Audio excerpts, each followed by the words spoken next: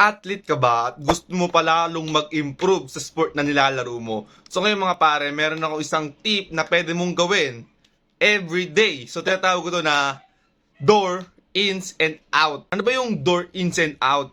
So basically mga pare, yung door ins and out is syempre, for example, nasa kwarto ka and pupunta ka sa kunyari magsi-CR ka. Bago ka mag-CR, kailangan mo muna mag-push up ng 10 repetition, okay? And then, pagpabalik ka naman ulit sa kwarto mo, bago pumunta sa kwarto mo, kailangan mo na ulit mag 10 push-up. So, dahil doon mga pare, mapapadami yung, syempre, di mo maiwasan lumabas kasi may kukunin ka, for example, kakain ka. Syempre, bago ka lumabas, kailangan mag 10 push-up. Dahil doon, hindi mo na mamalayan na nakakadami ka na pala ng push-up, di ba?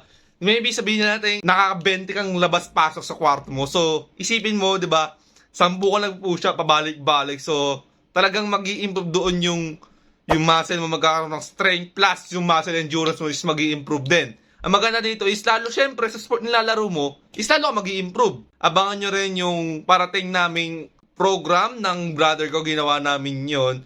And yun, once na sumali kayo doon, mapapasala rin kayo sa community kung saan lahat ng tao doon is naghihilahan pataas. At plus, meron tayong live call doon ng mga pare na pwede nyo tanungin lahat ng katanungan nyo about fitness. Paano ka mag-i-improve sa athlete, diba? So lahat sasagutin namin doon. Doon, once na sumali sa program na gagawin namin, syempre na magkaroon ng sariling or customized na program mga pare. So syempre, ano pang hinihintay nyo?